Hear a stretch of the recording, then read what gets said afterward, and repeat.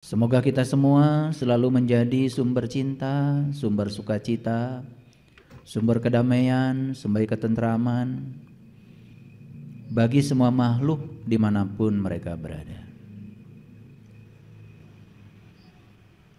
Para sahabatku, para hadirin semuanya, kebenaran itu selalu ditemukan dalam kesederhanaan, bukan dalam keruwetan, bukan dalam kerumitan. Siapapun yang berbicara kebenaran tetapi rumit, yang dibicarakan itu pasti bukan kebenaran. Sederhana saja. Ikan mengambil kehidupan dari tempat dia hidup, yaitu air. Jadi kalau ikan tinggal di laut tetapi dia tidak mengenal garam, wajar, namanya juga ikan. Dia hidup di air, hidup di samudra, tetapi masih saja bertanya tentang di mana samudra. Wajar, namanya juga ikan. Ikan baru sadar bahwa dia selama ini mendapatkan kehidupan dari samudra tepat saat dia kena pancing. Tepat saat dia kena jaring. Begitu kena pancing, kena jaring, dia keluar tuh dari samudra, baru tidak tenang.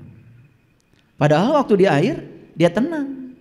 Begitu dipisahkan dari air, baru dia tidak tenang. Yang senang mancing, coba perhatikan. Ketika ikan ada di air, tenang aja.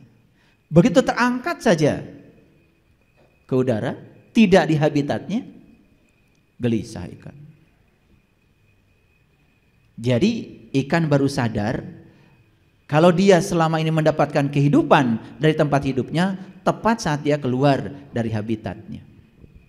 Betul apa tidak? Kita mau menunggu begitu? Burung tiap hari mengangkasa, terbang ke sana kemari. Tetapi sampai sekarang dia tidak kenal yang mana itu angkasa. Wajar, namanya juga burung. Tetapi baik ikan maupun burung, yang luar biasa adalah ikan itu bahagia dia jadi ikan. Dan burung juga bahagia jadi burung. Coba, burung itu bangun tidur tuh nyanyi. Yang lucu adalah manusia yang menyangka dirinya paling mulia, katanya pengendali semesta ini, tetapi banyak manusia yang tidak bahagia menjadi manusia. Lucu kan manusia? Hanya manusia di semesta ini yang suka mereka-reka tempat istimewa setelah kematian, walaupun dia tidak berbuat kebaikan apapun. Pohon pisang dari kecil tumbuh terus, setelah besar kemudian keluar tuh nongol jantung pisang. Setelah nongol jantung pisang keluar tuh ya pisangnya, panjang ya, sikatannya, turuyannya kata orang Sunda, sampai ngagapui ya kehandap. Akhirnya sama petani ditunjal tuh pakai bambu. Setelah menyumbangkan satu ruitan pisang untuk manusia, pohon pisang itu mati. Dan pohon pisang hanya sekali saja menyumbangkan buah pisangnya, tidak diulang. Dan setelah dia menyumbangkan buah pisangnya, dia mati. Coba tanya pohon pisang. Nanti kalau udah mati, kalian ingin di mana tempatnya? Pernah nggak bilang pohon pisang, oh nanti saya pengen tinggal di surga? Pernah nggak? Enggak. Setelah dia melaksanakan tasbihnya, setelah dia memerankan peran yang diberikan semesta kepadanya, menyumbangkan pisang buat manusia, bahkan dia tidak sama sekali mengambil satu buah pisang pun untuk dirinya. Sampai rela mati setelah dia menyumbangkan seluruh buah pisangnya buat manusia. Sama sekali dia tidak memikirkan tempat istimewa setelah kematian. Manusia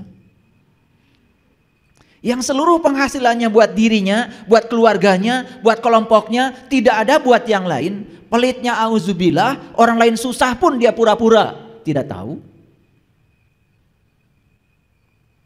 Masih saja memikirkan tempat istimewa setelah kematian. Hanya manusia yang punya sifat seperti itu. Yang lain tidak. Bumi kita ini tidak pernah ingin menjadi matahari. Matahari juga tidak pernah ingin menjadi bumi. Bumi dengan matahari tidak pernah bersaing. Tidak pernah berduel. Berduet saja. Kata bumi, ayo, aku bagian menumbuhkan tanaman. Tolong dong sinari oleh kamu, kata bumi. Terus bumi mengajak, udara, air, yuk bantu saya, bantu saya. Kita bikin kebaikan sebanyak-banyaknya buat makhluk yang bernama manusia. Ditumbuhkanlah beras, ditumbuhkan jagung, tumbuhkan singkong, ditumbuhkan berbagai macam tanaman. Semua disumbangkan buat manusia. Bahkan bumi pun tidak pernah merasa berjasa setelah menyumbangkan semuanya. Luar biasa ya. Sadar nggak? Selama ini kita hidup dalam keadaan tidak sadar. Kita menjadikan setiap orang lain sebagai kompetitor, sebagai orang yang berbahaya, sehingga dianggap setiap orang itu sebagai pesaing buat kita sendiri. Kita tidak belajar dari mereka. Mereka tuh berkomunikasi, berkolaborasi, membangun sesuatu yang positif untuk kemaslahatan makhluk yang ada di sekitarnya. Manusia menebar gosip, hoax, kebencian. Begitu orang lain berbeda sedikit dengan keyakinannya, dianggap salah, dianggap sesat. Sampai hari ini saya tidak menemukan satu ayat pun yang mengizinkan manusia boleh menyesatkan manusia lain. Saya tidak menemukan ayatnya di Quran. Yang ada di Quran, inna rabbaka huwa a'lamu biman dhalla an sabilihi wa huwa a'lamu bil muhtadin. Hanya Tuhanmu yang berhak untuk mengatakan siapa yang dapat petunjuk dan siapa yang tersesat di jalannya. Hanya Tuhan. Itu Quran loh. Kita cuman berkoar-koar aja. Pedoman hidupnya Quran. Pedoman hidupnya Quran. Betul? Karena Anda rajin membacanya sampai Anda tidak mengerti isinya. Dan begitu disampaikan isi seperti itu, Anda juga menolaknya. Saya tidak mengerti pedoman hidup Anda itu apa. Sedangkan Quran menekankan inna rabbaka huwa a'lamu biman dhalla an sabilihi wa huwa a'lamu bil muhtadin. Hanya Tuhanmu yang berhak untuk menilai siapa yang tersesat di jalannya dan siapa yang mendapatkan petunjuk. Tidak ada manusia apapun, siapapun yang berkuasa untuk menilai siapapun. Bahkan kita diajarkan setiap sholat mengatakan maliki yaumiddin. Hanya Engkau pemilik hari pembalasan. Hanya Engkau yang berhak menghukum. Hanya Engkau yang berhak menghakimi. Bukankah itu yang kita ucapkan setiap sholat? Dan kita tidak pernah memahami makna balik yang tersembunyi di balik itu. Kita hanya menjalankan sholat, membaca kalimat itu seperti robot. Dan berulang-ulang kita membaca kalimat itu. Bahkan kita membaca ihdinas syiratal mustaqim, ihdinas syiratal mustaqim, tunjuki aku ya Allah ke jalanmu yang lurus. Itu kan sebuah permintaan. Ketika kita minta ditujukan ke jalan yang lurus, berarti kita sadar bahwa kita sedang berada di jalan yang tidak lurus. Sadar enggak? Kalau kita jalan-jalan cari alamat, kan kita minta ditunjukkan sama orang alamat bapak ini di mana, tepat saat kita sedang berada di posisi yang tidak menemukan alamat. Betul enggak? Sebut saja kita sedang tersesat. Karena kita sadar sedang tersesat, minta ditunjukkan, tolong dong alamat Bapak ini di mana, RT berapa, RW berapa, kan begitu. Dan kalau kita tidak jalan-jalan, tidak pergi kemana-mana, kan tidak mungkin kita minta ditunjukkan rumah siapa di mana. Betul apa tidak?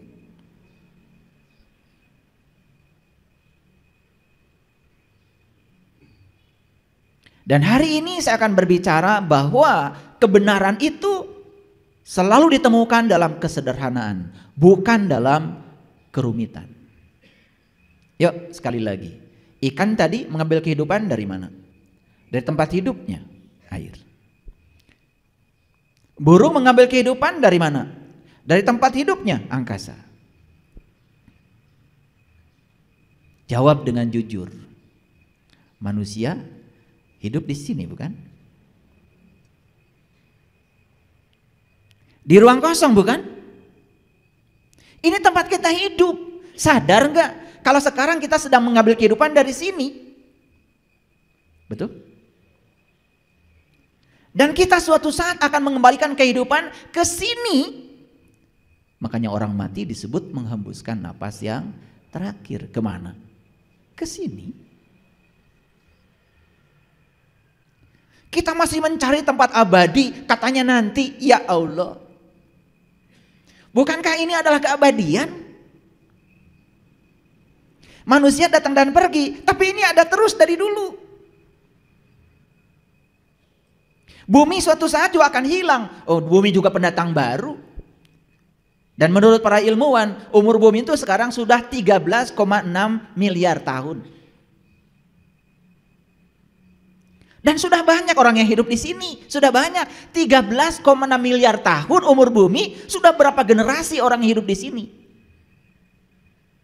Sedangkan umur agama paling tua juga 3.000 tahun.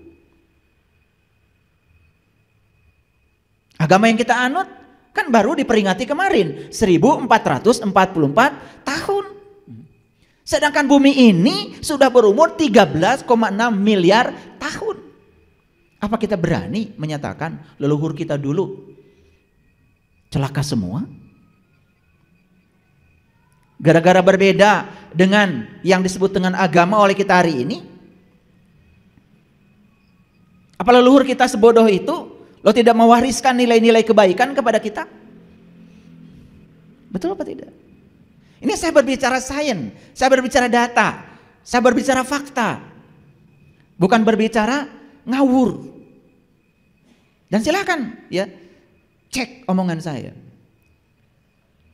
Para ilmuwan fisika sudah bisa menemukan. Kenapa? Sekarang sudah banyak tekniknya.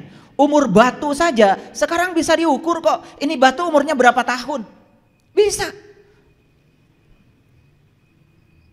Tidak usah pakai ilmu tinggi-tinggi. Ada yang disebut dengan ya ilmu radioaktif. Kalau kuliah fisika inti kita akan belajar yang disebut dengan peluruhan radioaktif. Kita bisa mengukur umur batu berapa tahun. Coba. Ulangi lagi. Jadi kita hidup di mana? Di sini.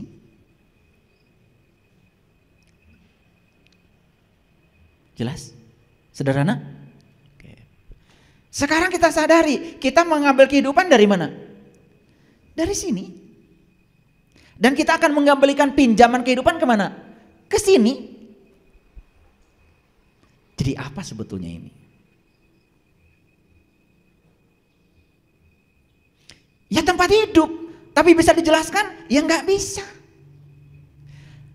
Dan kemanapun kita pergi kita akan ketemu ini. Akan ketemu ini. Benda-benda langit datang dan pergi.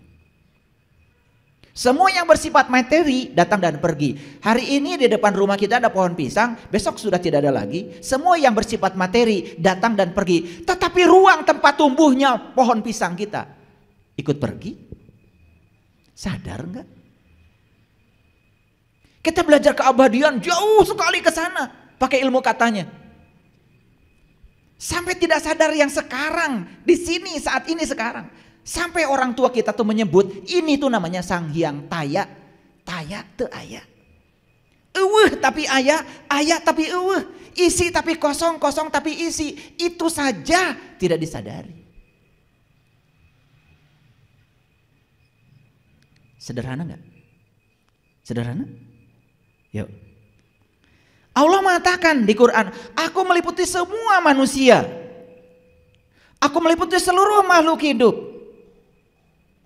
Cukup informatif kalimat itu bagi kita? Apa maknanya? Coba. Samudra meliputi ikan-ikan yang di samudra. Berarti ikan ini diliputi oleh siapa? Yang meliputi.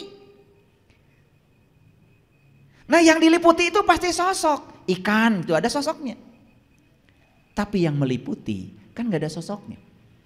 Karena kalau dia sosok tidak mungkin bisa meliputi. Makanya air ngikuti saja bentuk tempat di mana dia tinggal. Betul?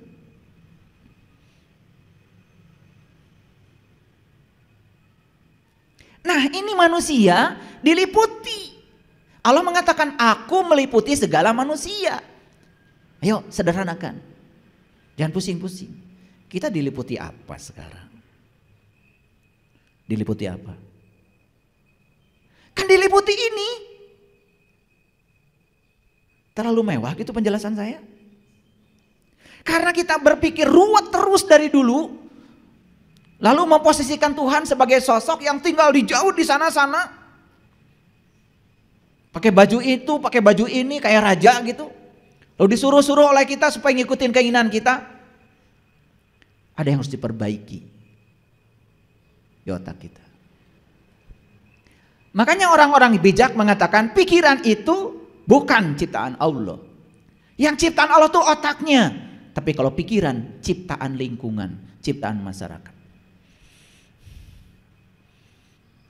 Kita berpikir hari ini tergantung apa yang pernah kita lihat, yang pernah kita dengar, tergantung paradigma apa yang pernah dijejalkan kepada kita.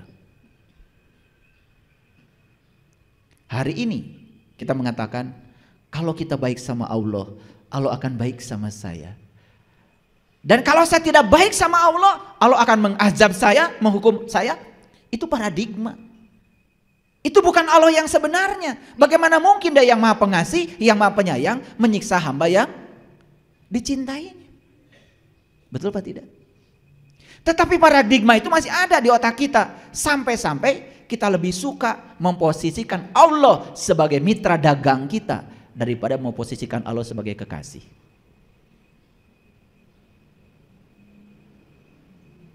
Wah, saya sedang banyak masalah nih. Kayaknya saya harus tahajud.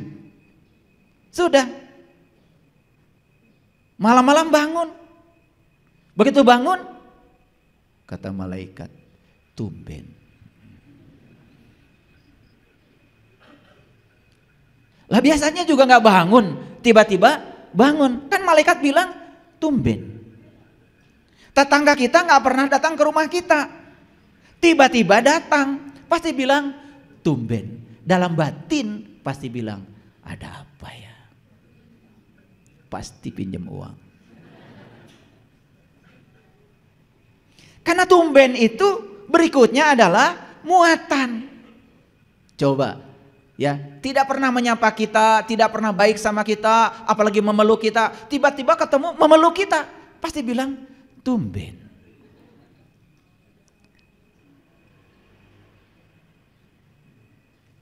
Kata malaikat, pasti tahajudnya 2 rakaat saja. Mintanya su'abrek-abrek.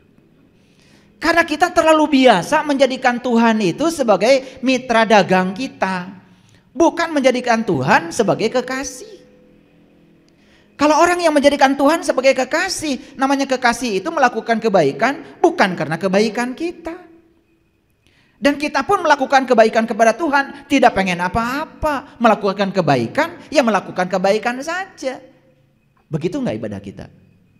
Tidak. Karena kita lebih suka memposisikan Tuhan sebagai mitra dagang kita daripada memposisikan Tuhan sebagai kekasih. Ya hidupnya ya seperti itu saja. Dari waktu ke waktu kesadarannya juga begitu-begitu saja. Itu paradigma. Karena dia menempatkan Tuhan di pikiran dia seperti itu.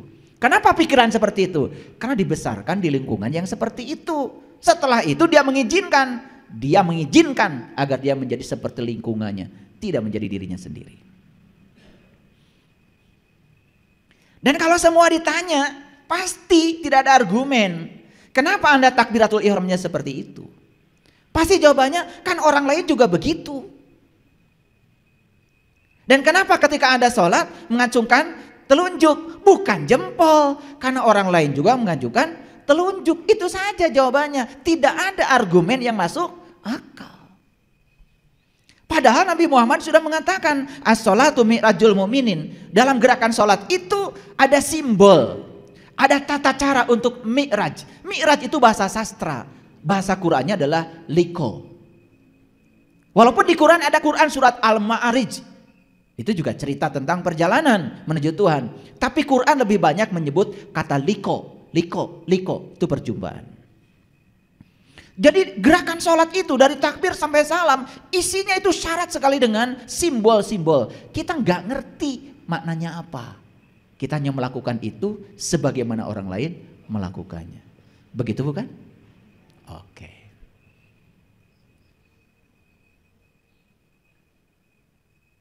Ketika saya mengajak umat ini berpikir sederhana, malah saya disalahkan. Contoh, Quran bilang, mengingat Allah itu persis seperti kamu mengingat bapakmu. Itu kata Quran. Fazkurullah kazikrikum abaakum. Itu ayatnya. Saya bacakan Arabnya, takut kalian gak percaya. Kalau gitu saya bacakan lagi. Itu Quran surat Al-Baqarah ayat 200. Nah, takut gak percaya. Nanti disangka ngarang saya.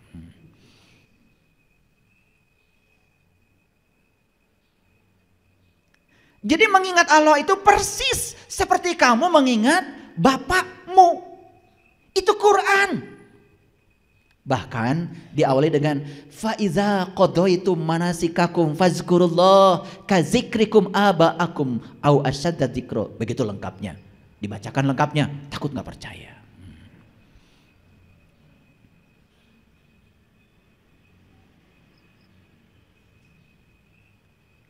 Sekarang saya tanya, sekarang ingat gak sama bapak?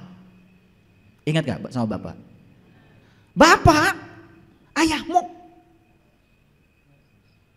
Abi, abah. Ingat sekarang?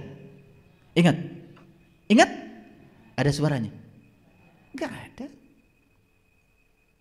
Dan yang bisa ingat sama bapakmu hanya orang-orang yang kenal bapakmu. Ini omongan saya masuk akal nggak? Kan yang bisa mengingat bapakmu, satu kamu, anaknya. Yang kedua, tetanggamu yang pernah jumpa dengan bapakmu. Yang ketiga, siapapun orang yang pernah jumpa dengan bapakmu. Lah saya belum pernah jumpa sama bapakmu, disuruh mengingat. Walaupun saya tahu namanya, misalnya namanya Amir. Lah saya juga tidak bisa mengingat bapakmu walaupun sudah ada namanya. Terus saya ambil tasbih gitu, langsung Amir. Begitu. Saya ingin membawa kalian kepada kesederhanaan, kebenaran. Karena kita sudah terlalu ruwet selama ini berpikir.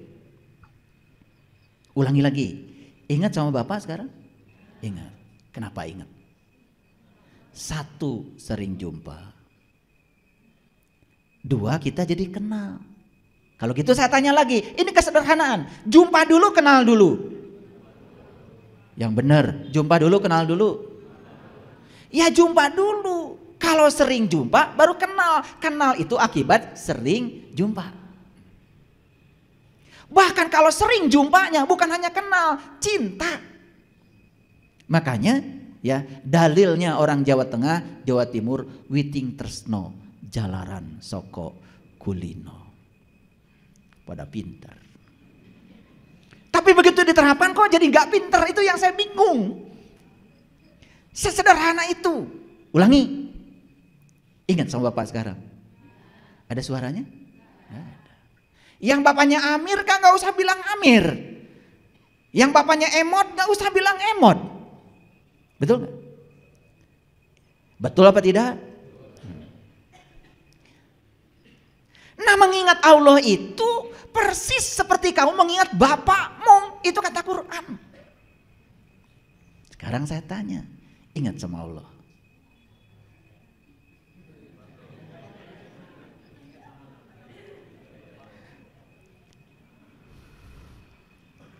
Ingatnya cuman alif, lam, lam, ha. Apakah itu Allah? Kan bukan, itu mah tulisan Allah. Kayak yang bapaknya Amir, kan bukan A-M-I-R. Itu mah tulisan Amir. Bisa membedakan tulisan Amir dengan Amir benerannya? Bisa? Kalau kalian menyamakan tulisan Amir dengan bapakmu, menghina. Mana Amir? Ini A-M-I-R. Loh, itu kan tulisan Amir, bukan Amir. Dan tulisan Amir gak bisa makan air, gak bisa makan nasi, tidak bisa minum air, tidak bisa menyapa, mati. Betul? Awas. Alif lam lam ha bukan Allah. Itu mah tulisan Allah. Bahkan Allah itu awalnya juga gak ada namanya. Kan bapakmu yang Amir juga baru ada namanya setelah ada barangnya. Sekarang saya nanya dulu, ini kesederhanaan berpikir. Barangnya dulu, namanya dulu. Setelah ada barangnya gubrak alam kalam dunia. Betul? Kasep. Mancung. Lengana dua. Sampai na dua. Dipasihan aja dengan Amir. Betul? Jadi menyebut-nyebut Amir, bisa tahu dan kenal pada Amir? Gak bisa. Bisa tahu dan kenal ke Amir, mun sering penak sareng Amir. Sederhana? Oke. Sekarang saya tanya, tahu zikir? Zikir bahasa Arab, apa artinya? Mengingat. Awas ya. Zikir artinya mengingat. Coba saya tes. Ini sederhana. Amir, Amir, Amir, Amir. Saya sedang apa? Udah mulai pinter nih. Kan tadi saya sedang menyebut. Menyebut itu barangnya juga beda alatnya. Menyebut itu pakai alatnya ini. Tapi mengingat. Ya yang jelas saya ingat bapak saya. Tapi nggak tahu di sebelah mana itu alat buat mengingatnya. Gaib. Tapi saya ingat bapak saya walaupun sudah meninggal 10 tahun yang lalu. Saya sekarang masih ingat ya senyumnya, ingat kebijaksanaannya, ingat pecinya, ingat baju kesukaannya, ingat cara beliau pakai sarungnya, bahkan nyomotnya aja sampai sekarang saya masih ingat.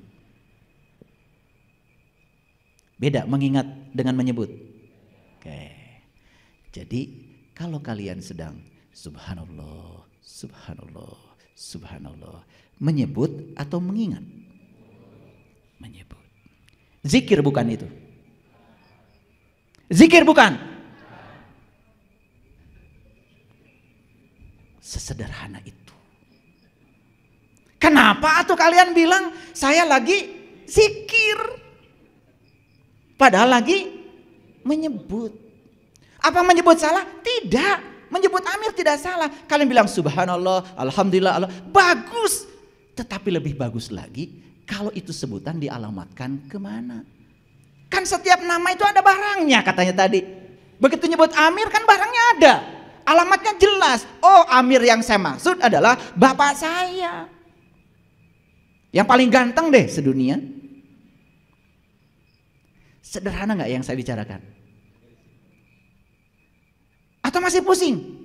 Nah kalau kalian masih pusing karena memang kalian itu sudah pusing dari dulu. Bahkan pusingnya sudah mencapai 7 keliling. Betul Pak tidak? Saya itu begitu orang tua saya bilang begitu. Pusing 7 keliling. Wah saya kejar itu. Kenapa pusing itu 7 bukan 8?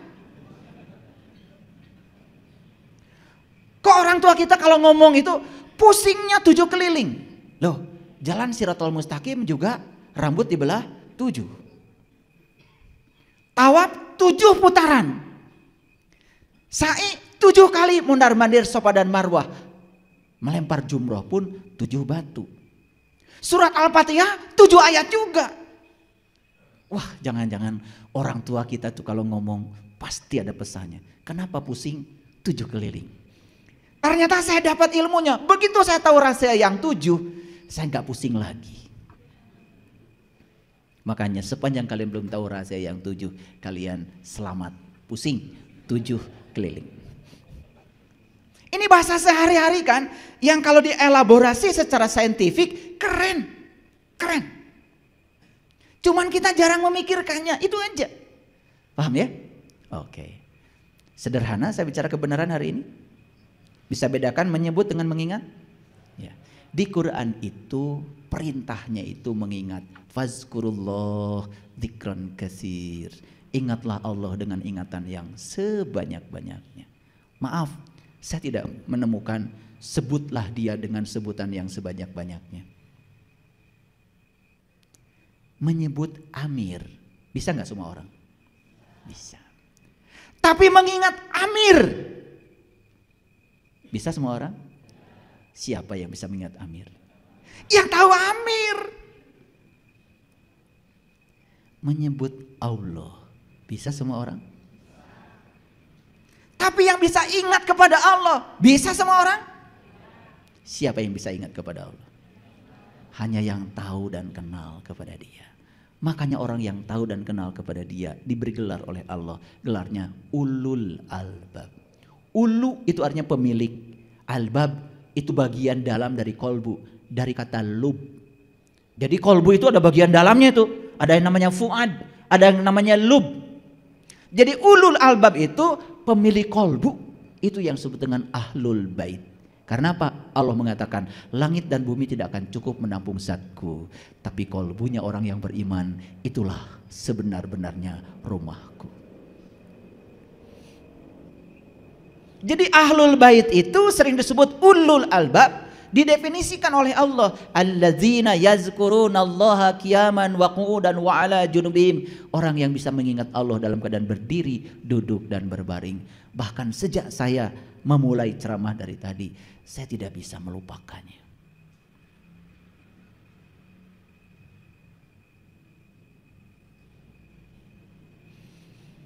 Clear sampai sini? Oke, lanjut. Ini baru bahas judul. Udah setengah jam. Oleh karena itu, mari kita bersyukur hari ini kita diberi kesempatan untuk belajar di ruang kesadaran kembali. Oleh karenanya mari kita puji Allah bersama-sama membaca hamdalah. Alhamdulillahirabbil alamin. Mari kita mohon ridho dan berkah Allah. Semoga hari ini kita bisa menemukan kebenaran dalam kesederhanaan. Kita sapa asmanya dengan kelembutan dan cinta seraya membaca basmalah. Bismillahirrahmanirrahim.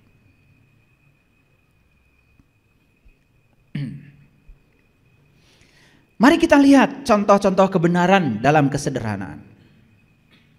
Ini contoh sederhana. Jadi saya bacakan Quran surat Al-Isra, boleh dicatat. Al-Isra itu surat yang ke-17, ayat yang ke-60. Jadi Allah menyatakan inna rabbaka ahata binnas. Inna rabbaka ahata binnas. Tangkap kata-kata ini dengan kesadaran. Ulangi ya. Inna rabbaka ahata binas. Sesungguhnya Tuhanmu meliputi segala manusia. Siapa yang bilang begini? Tuhan. Siapa kamu di situ? Ya manusia. Maaf ini supaya gampang. Ini Tuhan nih lagi bicara sama saya. Sesungguhnya Tuhanmu, kata Tuhan, meliputi segala manusia.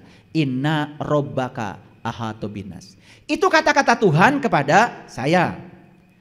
Jadi kalau saya berbicara tentang Tuhan saya, kan bahasanya begini, sesungguhnya Tuhanku meliputi segala manusia. Paham? Sederhana? Masih belum mengerti? Konsen. Makanya kalau mau ngaji hari Selasa, pagi-pagi minum air wortel. Ya. Khusus Selasa jangan makan nasi goreng. Nah ini kayak gini lambat. Minum air putih yang banyak gitu kalau mau ngaji dengan saya biar bisa fokus. Ulangi. Jadi Tuhan bilang kepada kita sesungguhnya Tuhanmu meliputi segala manusia. Nah kalau kita yang bilang pada diri kita sendiri, Oh, Tuhanku ternyata meliputi segala manusia. Jadi Tuhanku itu bukan hanya meliputi aku kalau begitu, meliputi segala manusia. Jadi bagaimana mungkin aku bisa menghina orang lain? Karena pada diri setiap manusia ada Tuhanku. Sederhana? Sesederhana itu saja kalau disadari, aduh, tidak mungkin kita menjelekkan orang, tidak mungkin kita menghina orang, tidak mungkin kita tidak membantu orang, tidak mungkin kita tidak welas asih pada orang, tidak mungkin kita menghina orang, tidak mungkin menjatuhkan nama baik orang, nggak mungkin. Semua konflik, saling menjatuhkan, marah, dan lain sebagainya, kebencian, itu sebetulnya dilakukan oleh orang-orang yang tidak sadar kalau Tuhannya meliputi segala manusia. Lanjut, kalau Tuhan meliputi segala manusia, berarti Tuhan meliputi aku? Kalau Tuhan meliputi aku, kesadaran apa yang harusnya aku tanamkan? Oh, Tuhan meliputi diriku. Dia mewujud sebagai daya hidup pada diriku. Dia mewujud sebagai nafasku yang tidak pernah tidur, tidak pernah ngantuk. Bagaimana mungkin aku bisa berbohong kepadanya? Karena dia bersamaku. Jadi diri kita selalu waspada, eling, mawas diri. Dan kewaspadaan ini pun kita terapkan untuk memberikan welas asih, cinta kasih pada semua orang. Makanya saya pastikan semua orang-orang yang sudah sampai di kesadaran itu hidupnya penuh dengan welas asih. Boro-boro ingin menyakiti orang lain, yang ada di otaknya tuh ingin jadi matahari, memberi, menyinari, satu arah. Dan matahari memberikan sinarnya satu arah, tidak pernah minta balasan, tidak pernah minta balikan. Orang-orang yang suka minta balasan, semua orang-orang yang tidak sadar kalau semua yang ada dalam dirinya adalah pemberian. Sadarkah kita sebetulnya kenapa kita harus memberi? Karena semua yang ada di tangan kita adalah pemberiannya. Jadi saya kemarin bicara dengan sahabat kita yang baru saja ikut pelatihan workshop untuk bimbingan meniti ke dalam diri dari Singapura. Begitu saya jelaskan, saya punya program namanya BSI Peduli, Bumi Spiritual Isbatul Yakin Peduli. Apa itu ayah? Saya bilang, kita santuni anak-anak yang tidak bisa sekolah. Kita santuni orang-orang yang tidak bisa makan. Dan setiap bulan saya membagikan santunan ini pada banyak orang. Sampai dia mengalami kemapanan secara ekonomi. Dia menangis. Dia bilang sama saya, beruntung ya hidup di Indonesia. Loh, beruntung banyak yang disantuni. Di Singapura susah katanya ayah, cari orang yang mau disantuni. Langsung saya bilang dalam diri saya, pokoknya saya langsung telepon murid-murid saya bilang, kita harus berterima kasih sama orang-orang yang mau disantuni. Karena di negara lain susah cari orang yang disantuni. Jadi kalau di kita banyak itu, waduh luar biasa. Berarti kesempatan kita berbuat baik di sini luar biasa. Bagi yang sadar. Sekali lagi, sadar. Yang sadar boro-boro mikirin itu. Paling juga yang gak sadar mau, kamu kemarin saya kasih kok tidak berterima kasih pada saya, bulan depan coret. Itulah orang yang tidak sadar kalau dia sudah berakhlak seperti akhlaknya Allah. Allah itu tidak pernah gampang nyoret kita. Kamu kemarin berbohong ya langsung dicoret, besok diambil nyawanya. Enggak. Tetap aja masih diizinkan berbohong lagi. Itu welas asihnya Allah tuh begitu, betul nggak? Makanya wa ahsin kama ahsanallahu ilaika, berbuat baiklah kamu seperti aku berbuat baik kepada kamu. Luar biasa. Allah mengajarkan nilai-nilai kebaikan itu luar biasa. Baik, jadi sadar sekarang kalau Allah meliputi semua manusia. Allahnya siapa? Allahmu. Kan Allah bilang, inna rabbaka ahata binas, sesungguhnya Tuhanmu meliputi segala manusia. Sadar sekarang, ternyata Tuhanku bukan hanya meliputi aku, tapi meliputi segala manusia. Jadi sebetulnya tubuh kita berbeda, tetapi di tubuh kita ada Tuhan yang sama. Lebih jauh lagi. Lebih jauh lagi. Apapun keyakinannya, apapun agamanya, kan dia juga diliputi Tuhan. Betul? Jadi kalau orang yang sadar sampai di titik ini melakukan kebaikan pun tidak mesti ditanya apa keyakinannya, apa agamanya. Bahkan kalau mau mendoakan mereka pun tidak pernah ditanya apa keyakinannya, apa. Rahayu Sagung Dumadi. Semoga seluruh makhluk hidup di semesta ini, baik yang kelihatan maupun tidak kelihatan, selalu berbahagia. Itu doa mulia sekali. Semoga keluarga saya bahagia. Yang lain gak usah. Itu doamu begitu. Biar saya aja yang panen banyak, tetangga gak usah. Biar dimakan tikus sama burung. Wah, orang kayak gini rezekinya gitu-gitu aja. Jadi kalau ingin rezeki kita berkelimpahan, menakjubkan hidupnya, buka semua pintu-pintu rezeki. Salah satunya adalah bahagiakan semua orang tanpa batas. Tidak usah dibatasi oleh keyakinan apa. Dendam di sini tuh masih ada. Begitu dikabarkan si Anu mengajarkan ajaran yang salah, langsung benci. Padahal kita pun tidak mengerti yang diajarkan apa. Kadang-kadang begitu mudah kita dibakar oleh api kebencian, padahal kita tidak tahu apa-apa. Saya kasih tahu, membenci kejahatan saja, itu kita sudah berkontribusi membangun kejahatan. Benci pada orang yang melakukan kegelapan, kita pun sebetulnya sudah menyumbang kegelapan. Apalagi kalau kita melakukan kegelapan itu sendiri. Yuk kita sadar, dengarkan kajian saya yang kemarin. Dan semua kehidupan itu diliputi oleh cahaya, bukan kegelapan. Jadi dari ayat yang tadi banyak gak implikasinya?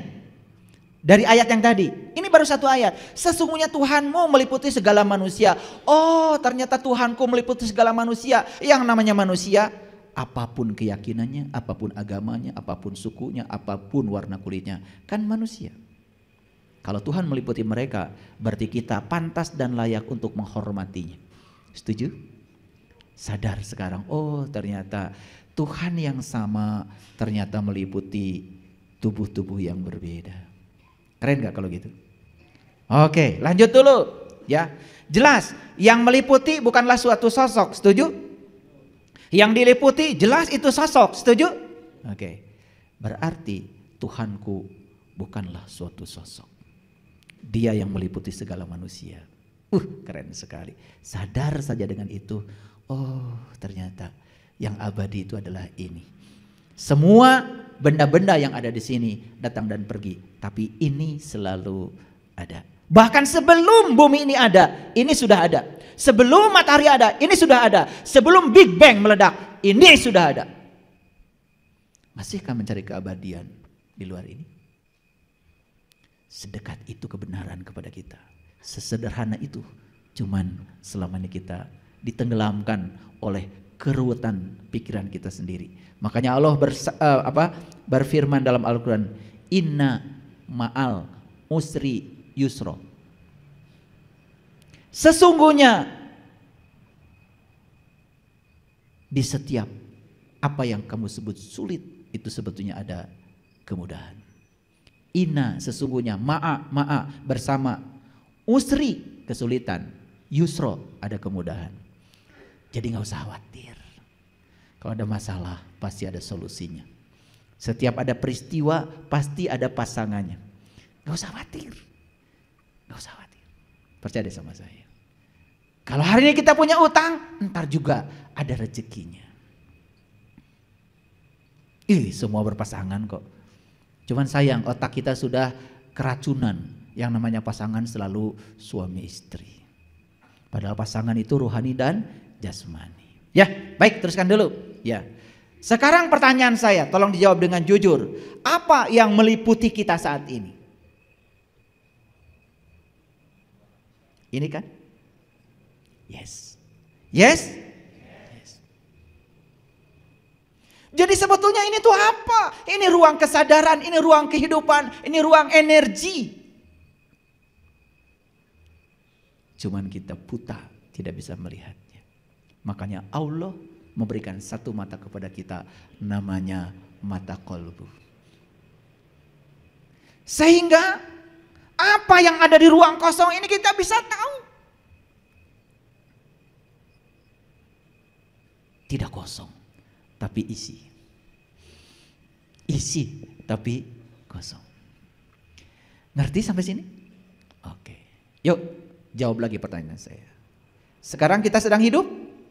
Yes. Dari mana kita mengambil kehidupan? Dari sini. Apakah kehidupan yang kita ambil dari sini abadi di sini? Tidak. Sebentar masuk, sebentar keluar. Sebentar masuk, sebentar keluar. Sebentar masuk, sebentar keluar. Dan nanti tidak masuk lagi. Betul nggak? Ketika tidak masuk lagi di mana? Iya di sini, di sini. Jadi kenapa kita takut dengan kematian? Bukankah mati itu hanya menghembuskan napas terakhir dan gak balik lagi? Bukankah kematian itu adalah anugerah? Karena kalau ini masuk ke dalam, semua rasa sakit di sini terasa. Begitu keluar, kita dibebaskan dari semua penderitaan dan rasa sakit. Jadi kenapa takut mati ya? Karena kita tidak mengerti. Itu aja. Ini wajah-wajah takut mati semua. Yuk lihat gambar di depan ini. Yang sebelah kiri gambar apa? Yang keras dong, gambar apa? Jeruk. Kayak TK ya. Jeruk itu JERUK atau itu? Itu pun bukan sebetulnya, karena itu gambar jeruk. Karena saya belum sempat ke pasar, jadi hari ini saya bawa gambarnya. Maaf ya, saya nggak bawa jeruknya. Udah, tapi kan jelas kan? Oke. Coba satu orang saja. Ada yang pernah merasakan rasanya jeruk? Ada? Gimana rasanya? Udah macam-macam kan? Asam, manis, kecut gitu. Apakah asam bisa menggambarkan yang kita rasakan? Apakah kecut bisa menggambarkan yang kita rasakan? Apakah manis bisa menggambarkan yang kita rasakan? Nih saya kasih tahu, semua kata-kata yang kita ucapkan itu semuanya adalah bohong. Karena yang sebenarnya adalah yang kita rasakan. Makanya kalau saya ditanya sama kalian, ya gimana ayah rasanya jeruk? Pokoknya gitu deh. Daripada kayak kalian sok tahu. Asam, kecut, macam-macam tadi, betul nggak? Nanti saya kejar lagi, asam itu apa? Mau didefinisikan? Makin didefinisikan makin jauh dari kenyataan. Dan selama ini kita terjebak oleh kata-kata asam, kecut, manis, betul? Lembut. Itu kata-kata yang dibuat oleh kita sendiri saking ingin menggambarkan rasa yang ada di situ. Tapi apakah rasa yang di situ bisa digambarkan dengan kata-kata? Saya jamin, siapapun ilmuwan, saya suruh nulis, coba kamu tulis, asam itu apa? Pusing dia. Mau ahli kimia, mau ahli fisika, mau sekolahnya sampai S4. Tahu S4? Susah senyum, senang senyum. Itu sekolah paling tinggi. Jadi sekolah yang paling tinggi bukan S3. Banyak yang sekolahnya S3, intelektualnya udah mencapai tingkatan paling tinggi. Tapi susah cemberut, senang tambah cemberut. Karena takut kehilangan yang dia senangi, betul? Buat apa sekolah tinggi-tinggi kalau tidak bahagia? Makanya sekolah yang paling tinggi itu adalah S4. Susah senyum, senang senyum. Tetap senyum apapun keadaannya. Itu namanya sudah bisa menerima semua kondisi apa adanya. Itu sekolah paling tinggi itu. Capai sekolah itu. Ya. Dan sekolah itu bisa dicapai oleh lulusan SD, SMP, SMA. Gak peduli tingkatan pendidikannya apa. Karena kesederhanaan, kebenaran ada dalam kesederhanaan. Jadi kebenaran itu gak ruwet. Kenapa kita ruwet? Karena kita selama ini diajarkan ruwet oleh orang-orang yang ruwet. Dan lucunya tuh kalian itu dikasih yang ruwet gak mau. Dikasih yang gampang juga gak mau. Saya pengen tahu maunya apa. Iya. Ayah kok cara untuk mendidik ke dalam diri katanya semudah itu. Saya tanya kamu pengen sesusah apa? Iya. Akhirnya udah, kalau kamu pengen susah udah. Kalau kamu ingin meniti ke dalam diri, kenal jati dirimu, mulai sekarang kamu puasa 10 tahun. Setelah 10 tahun baru ketemu saya. 3 bulan udah datang lagi. Berat ayah. Nah, jadi inginnya yang berat-berat. Di Quran Allah mengatakan, nih dengarkan semuanya. Man kana yarju liqa Allah fa inna ajalallahu la'aj. Barang siapa yang berharap jumpa dengan Allah, waktu yang dijanjikan pasti datang. Jadi syarat berjumpa dengan Allah tuh kata Quran, bukan kata saya. Cukup kamu berharap, itu saja. Tidak ada harus melakukan ini, melakukan, gak ada. Ruwet. Dan yang ruwet itu pasti belum tahu. Bisa kasih tahu ya. Ya kamu kalau ingin jumpa dengan jati dirimu, kamu harus masuk dulu, cari gua, kamu tinggalkan anak istrimu. Berapa lama? 40 tahun. Keburu modar.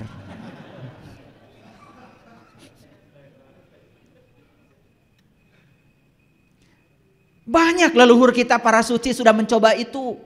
Mereka mengasingkan diri di gua ini, gua itu sampai kurus kerontang. Malah ditegur oleh semesta. Kebenaran itu ada dalam dirimu, tidak di luar. Tidak usah untuk menemukan kebenaran, kamu sendiri harus menyiksa dirimu sendiri. Sampai hak-hak tubuh tidak diberikan. Masa begitu? Kitab suci tertua yang ditulis oleh tangan Allah sendiri adalah tubuh manusia. Dan lewat tubuh inilah kita akan bisa menemukan banyak sekali ilmu pengetahuan. Asal tahu ilmunya, tahu caranya. Sekarang yang sebelah kanan gambar apa? Siapa yang ngasih nama ini buah naga? Dulu ada namanya? Saya kasih tahu. Semua yang diberi nama, yang ngasih nama kamu. Ingat itu. Betul apa tidak? Awas, supaya sadar. Yang ngasih judul kamu. Begitu ada yang tidak enak, kami kasih judul musibah. Siapa yang ngasih judul? Kamu. Begitu enak kami kasih judul berkah. Siapa yang ngasih judul? Kamu. Padahal dua-duanya adalah kebenaran. Kalau itu harus terjadi pada dirimu dan itu untuk kebaikanmu. Kamu suka atau tidak suka, terima saja. Jangan dikasih judul. Jadi mulai sekarang stop ngasih judul. Betul apa tidak? Banyak gak ngasih judul? Lah, jadi banyak sinetron. Kalian lupa kalau judul-judul itu buatan kalian sendiri. Allah tuh mau bebaskan kok, mau dikasih nama apa? Yang keyakinan ini ngasih namanya ini, keyakinan ngasih namanya, keyakinan ngasih nama, banyak nama untuk dia. Kata Allah, gak masalah kamu ngasih nama sama aku yang berbeda. Tapi yang paling penting, kamu tahu aku yang sebenarnya. Aku yang tanpa nama, aku yang tidak bisa dijelaskan, aku yang tidak bisa diterangkan. Tapi aku bisa ditemui dan dirasakan. Bagi mereka yang merindukanku.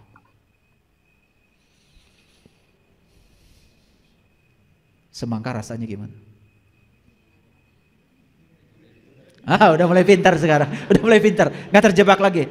Pokoknya gitu deh, itu kebenaran. Pokoknya gitu deh pun sebetulnya tidak bermakna apa-apa. Saking susah membicarakan yang kita rasakan. Ini saripati alam semesta. Perhatikan saya, sebetulnya yang dirasakan di jeruk itu bukan hanya kecut. Rasa gula ada, rasa garam ada, semua saripati yang ada di alam semesta ada di situ. Cuma ada yang dominan, ada yang tidak dominan. Kan begitu. Saking sulit menggambarkannya daripada dijelaskan. Sudah, kamu beli jeruknya, kamu makan. Dan saat makan sadari, kenapa saya bisa merasakan semua ini? Bukankah karena kita bernafas? Betul? Dan kalau kalian sudah tidak bernapas lagi, gak bisa merasakan semua itu. Makanya kalau saya lagi makan, ini sama komunitas, saya jamu makan. Gimana makanan hari ini? Enak ayah. Kenapa enak? Habis ini kita akan bersama makannya. Salah. Karena saya sedang sehat. Salah. Jawabannya apa? Karena kamu bernafas. Itu aja kok. Betul? Terus napas siapa? Bukankah napas itu adalah wujud kehadiran sang semesta yang ada dalam diri? Betul? Jadi kenapa kita makan terasa enak? Karena kehadiran Dia. Sadar enggak? Ya, stop dulu sampai situ, ini kejauhan ngajinya. Kejauhan, disilir. Stop dulu. Oke, ngerti ya? Oke, sekarang lanjut. Ini yang sebelah kiri, siapa itu? Siapa? Saya juga nggak tahu. Saya juga nggak tahu. Nggak tahu. Tapi kalian bisa nggak merasakan apa yang sedang dia rasakan? Sedang merasakan apa itu? Hah? Sakit apa kira-kira? Apa? Salah semua. So tahu. Yang bisa merasakan yang dia rasakan ya dia sendiri. Gimana sih kalian ini ngajinya kemana aja selama ini? Mules, sakit pinggang, itu ngarang semua. Itu namanya prasangkamu terhadap itu. Lihat saya semuanya. Yang sedang merasakan yang dia rasakan hanya dia sendiri. Dan yang tahu yang dia rasakan cuma dia sendiri. Kalian apa urusannya dengan dia? Kenal juga enggak? Boro-boro kalian, saya aja yang pasang gambarnya enggak kenal sama dia. Ini kalian tuh selama ini belajar sok tahu.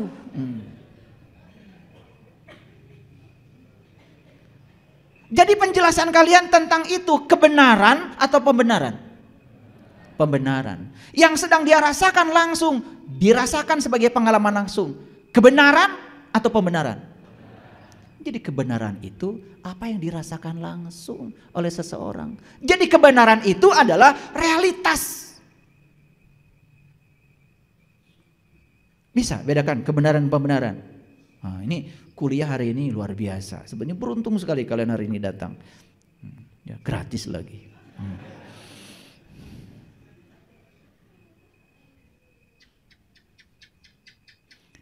Ini yang sebelah kanan siapa ini?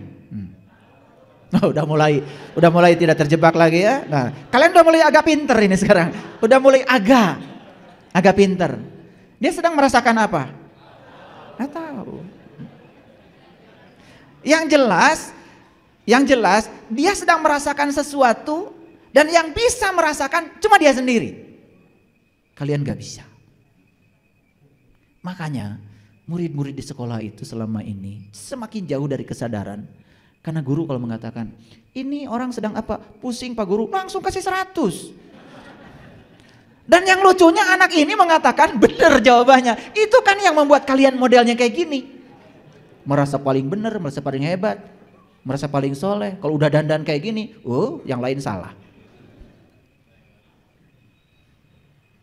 Ini dari tadi ketawa-ketawa itu mentertawakan siapa sebetulnya?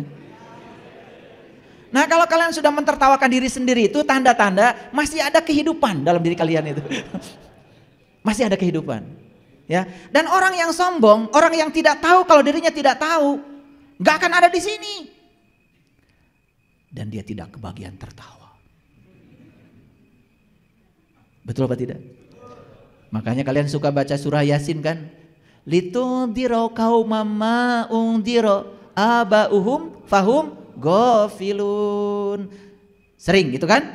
Sering kalian wajah-wajah udah yakin ini. Kalau malam Jumat pasti yasinan ini. Dari wajahnya kelihatan. Tapi ngerti nggak? Pengen nyubit saya tuh sama kalian itu. Bolak-balik baca itu bolak-balik. Satu ayat pun sampai nggak ngerti.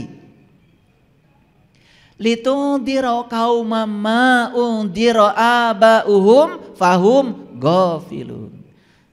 Jadi para rasul, para nabi itu sedang disuruh oleh Allah untuk menyampaikan kepada kita semua ya, bahwa aku hanya bisa memperingati kamu yang ikut peringatan.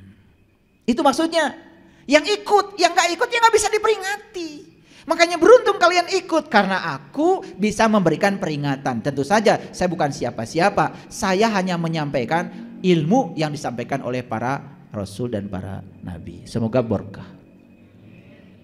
Nah, ada kata-kata berikutnya. Litundiro qaumama ungdiro abauhum fahum ghafilun. Karena peringatan ini gak pernah disampaikan oleh bapak-bapakmu yang membuat kamu jadi lalai. Itu maksudnya. Kenapa bapak-bapakmu tidak ngasih peringatan tentang ini? Karena bapak-bapakmu juga tidak tahu. Karena bapak-bapakmu mengikuti bapak-bapaknya lagi. Nah, bapak-bapaknya lagi mengikuti bapak-bapaknya lagi, terus turun-temurun. Makanya kebodohan itu harus diputus. Kartos. Makanya dalam Quran surat At-Tur dikatakan, kalau hari ini kamu beriman, hari ini kamu sadar, hari ini kamu bangkit dari tidur panjang kesadaranmu, maka kamu akan bisa menyelamatkan 2 generasi yang akan datang dan yang belum datang. Itu. Ini Quran surat At-Tur ayat 21. Boleh dilihat nanti. Takut saya dianggap ngarang lagi. Sudah ngerti sampai sini? Oke. Jadi sekarang bisa membedakan mana kebenaran, mana pembenaran. Sekarang saya mau cerita. Allah adalah pencipta langit dan bumi. Allah adalah terus Allah. Yang saya bicarakan itu pembenaran atau kebenaran. Kan itu baru kata-kata. Baru kata-kata. Nah, kebenaran itu adalah Allah yang dirasakan langsung sebagai pengalaman spiritual dalam diri kita. Sampai kita satu jawaban. Apa itu? Pokoknya gitu deh. Dan kalau sampai pada rasa itu, yang ada di sini cuma hangat-hangat air mata. Makanya orang yang tahu tidak bicara. Karena orang yang bicara itu tanda tidak tahu, kayak saya. Banyak yang menceritakan Allah di masjid. Apakah yang diceritakan oleh mereka itu Allah yang sebenarnya? Atau persepsi dia tentang Allah? Pembenaran atau kebenaran? Sudah bisa membedakan ya sekarang. Sudah bisa membedakan. Maka Allah bilang, aku bersamamu, lebih dekat kepadamu daripada urat nadi lehermu. Allah hanya ingin rasakan kehadiranku setiap saat, rasakan keberadaanku setiap saat. Bahkan aku tinggal dalam seluruh sel dalam tubuhmu. Dan tidak ada satu sel pun dalam tubuhmu yang tidak ada kehadiranku. Sudah bisa merasakannya? Kenapa belum? Karena pikiran kita masih berisik. Masih menghakimi, masih terjebak benar salah, masih terjebak baik buruk. Itu saja. Makanya belajar untuk melampaui dualitas. Makanya dalam Quran dikatakan, aku telah menunjukkan 2 jalan loh kepadamu. Wa hadainahu najdain. Tapi Allah bilang, jangan pilih salah satu. Fala aqtahamal aqobah. Cobalah jalan mendaki. Fakur raqabah. Dan bebaskan kamu dari perbudakan. Perbudakan apa? Perbudakan benar salah, baik buruk, itulah perbudakan. Dan kita setiap hari diperbudak oleh itu. Begitu orang lain bilang, wah dia itu anu-anu, kita ikut membenci. Padahal kita tidak tahu. Begitu? Sepanjang pikiran kita masih dididik seperti itu, saya kasih tahu sama kalian semua. Kita tidak akan mencapai keheningan yang namanya hening cipta. Dan kita tidak akan menemukan realitas kebenaran dalam diri. Oke, lanjut dulu. Siapa pemilik kebenaran? 1, mereka yang polos dan lugu. Yang bisa menerima setiap hal apa adanya. Tidak suka dengan rekayasa pikiran. Hati-hati loh dengan intelektualitas. Karena intelektualitas itu kadang-kadang menipu. Kalau ada orang yang menjelaskan ini, menjelaskan itu, semua penjelasan adalah persepsi. Itu yang disebut dengan pengetahuan konsep. Dan harus yang kita cari adalah pengetahuan rasa.